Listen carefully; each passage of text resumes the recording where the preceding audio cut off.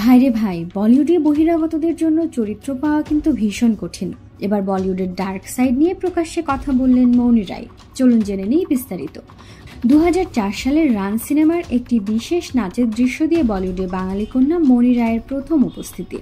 তবে অভিনেত্রী হিসেবে তার আত্মপ্রকাশ হয় টেলিভিশনের জনপ্রিয় ধারাবাহিক কিউকে সাস ভি কভি বাহু থিতে।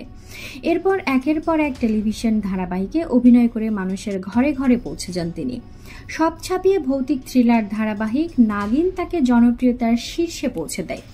সম্প্রতি জিও হটস্টারের চাকালার সিরিজে দাপুটে চরিত্রে দেখা গেছে তাকে। এভাবে বিনোদন জগতে কেটে গেছে প্রায় 2 শতক। তবুও আজ একটি ভালো চরিত্র পাওয়ার জন্য তাকে রীতিমতো সংগ্রাম করতে হয়। ইন্ডাস্ট্রিতে প্রায় 2 দশক কাটানোর পরেও নিজেকে এখন বহিরাগতই বলেই মনে করেন তিনি। এক সাক্ষাৎকারে তিনি এ নিয়ে নিজের ক্ষোভ প্রকাশ করেছেন। অয়ন মুখার্জি পরিচালিত ব্রহ্মাস্ত্র পার্ট 1 ছবিতে জুনুন নামের খলনায়িকার চরিত্রে অভিনয় করে বিশেষ সাড়া ফেলেছেন মৌনি। সকালার ওয়েব সিরিজে সৃষ্টি চতুর্বেদী নামের এক গোয়েন্দার চরিত্রে তার পরিমিত ও সাবলীল অভিনয়ও বেশ প্রশংসিত হয়েছে। আবারও এক চ্যালেঞ্জিং চরিত্রে অভিনয় করে মৌনি প্রমাণ করেছেন তিনি এখনো ফুরিয়ে যাননি।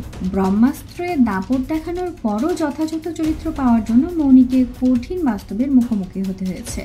তার ভাষ্য, একজন বহিরাগত হিসেবে এই সংগ্রাম চলতেই থাকবে। আপনার শেষ প্রজেক্ট যত সফলতাই পাক না কেন, কাজ যত সমাদৃতই হোক না কেন, একজন বহিরাগত হিসেবে এখানে একটি চরিত্র পাওয়া বেশ মুশকিল। বাইরে থেকে আসা মানুষদের অবিরাম সংগ্রামের মধ্যে দিয়ে যেতে হয়। এ সংগ্রাম যেন অন্তহীন। তাই আমার কাছে ছোট বড় যা প্রস্তাব আসে তার মধ্যে থেকে বেছে নেই, আর ভালো কিছু বেছে নেওয়ার চেষ্টা করি। মৌনির মতে, ইন্ডাস্ট্রির বাইরে থেকে আসা মানুষেরা তুলনামূলকভাবে অনেক কম সুযোগ পান, আর তাদের কঠিন প্রতিযোগিতার মুখোমুখি হতে হয়। ইন্ডাস্ট্রির বাইরে থেকে আসা প্রত্যেক প্রতিভাবান অভিনয় শিল্পীর ভালো চরিত্রের জন্য সমানভাবে অডিশন দেওয়ার সুযোগ পাওয়া উচিত। আমি কখনো অডিশন দিতে পিছপা হই না, বললেন এই তারকা। টাইপ কাস্ট প্রথা নিয়ে ভীষণ বিরক্ত মৌনি। এখানে কোনো অভিনয় শিল্পী বিশেষ কোনো ধরনের চরিত্রে সফলতা পেলে তাকে বারবার একই ধরনের চরিত্রের প্রস্তাব দেওয়া হয়।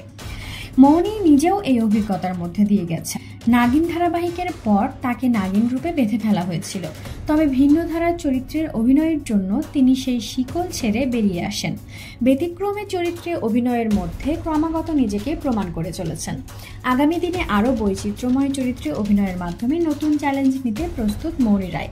বহিরাগত হিসেবে তার সংগ্রাম হয়তো থামবে না, তবে তিনি বিশ্বাস করেন প্রতিটি নতুন চরিত্রের মাধ্যমে তিনি নিজেকে নতুনভাবে প্রমাণের সুযোগ পাবেন।